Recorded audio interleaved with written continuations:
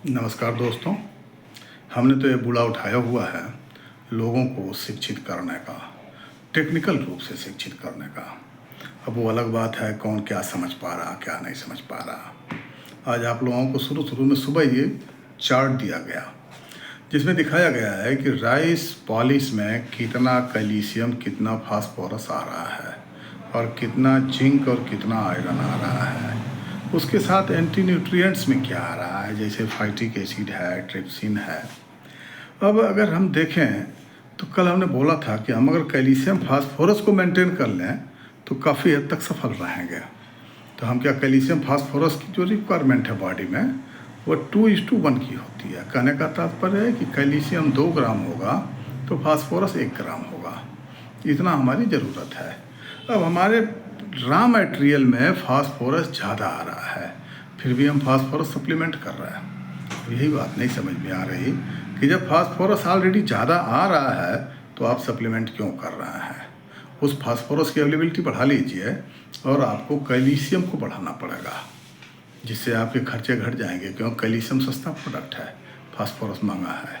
Phosphorus में भी आप रॉक बेस लेते हैं, लोकल कंपनियों का लेते हैं और फ्लोरीन आता है, जिससे लंगड़ापन होने की संभावनाएं बढ़ जाती हैं। फिर लोग कहते हैं जी हमारे जानवर तो लंगड़े हो रहे हैं। अब उसके लिए आपको क्वालिटी पर तो ध्यान देना पड़ेगा। कभी कभी मेरी बात होती है कुछ लोगों से मार्केट में कि आप क्या कर रहे हैं, तो लोग एक सवाल कर लेते हैं, जी आप CTC कौन सा डालते हैं, आप AGP कौन सा डालते हैं। अब इनको ये नहीं पता कि दोनों एंटीबायोटिक हैं।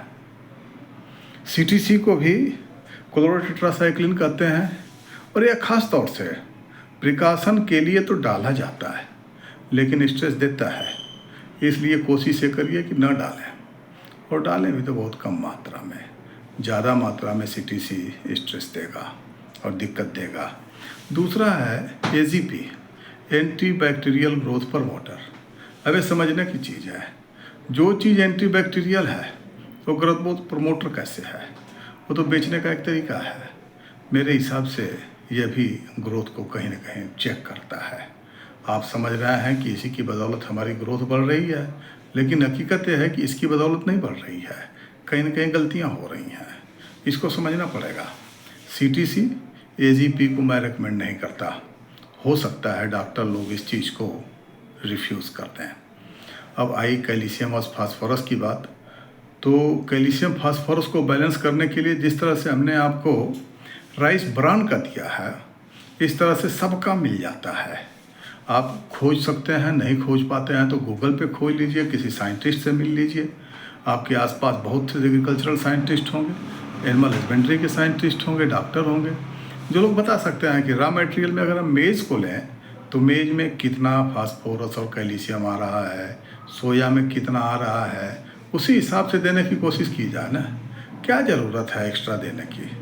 जब हम उस चीज़ को फोकस कर लेंगे तभी हम कहीं ना कहीं सफल हो पाएंगे, अदरवाइज कास्ट बढ़ाए रहेंगे क्वालिटी ख़राब करके। तो आप लोगों से यह रिक्वेस्ट है कि अपनी अपनी क्वालिटी को बनाए रखिए, और बनाने के लिए कास्ट कटिंग को कीजिए।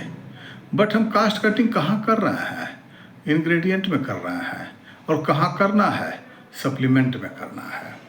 अब कुछ लोगों ने तो ऐसा शोर मचा रखा कि ग्रोथ होता ही सप्लीमेंट से है, जबकि मैं दावे से कहता हूँ कि अगर ग्रोथ सप्लीमेंट से होता तो आप उनसे कहिए जो मन चाहे वो सप्लीमेंट जितना मन चाहे उतना डलवा दीजिए, बस ग्रोथ ला दीजिए, यहाँ से सोया और मक्का गायब कर दीजिए, इन दोनों की जगह कुछ भी डलवा दीजिए।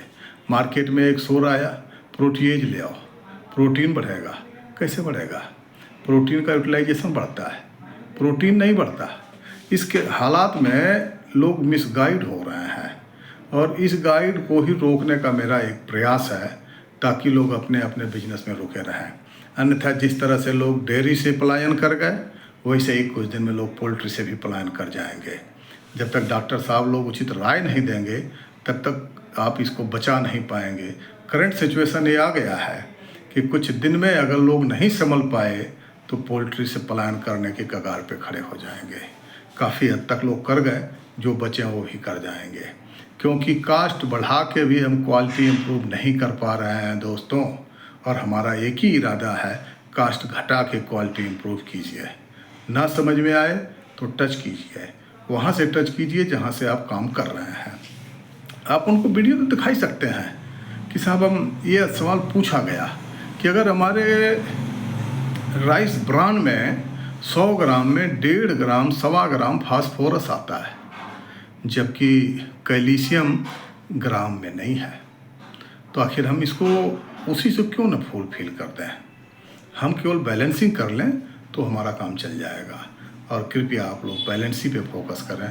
2:1 का रेशियो कैल्शियम फास्फोरस का फीड में मेंटेन करें। जब फीड बन जाए तो फीड में कैल्शियम फास्फोरस का रेशियो निकलवाएं। आप कहीं लैब में चेक करें, वो 2:1 का रेशियो आना चाहिए, तभी आप सफल हो पाएंगे। धन्यवाद। मुहिम को आगे बढ़ाएं, फिर आगे देखते हैं इसमें क्या करना है।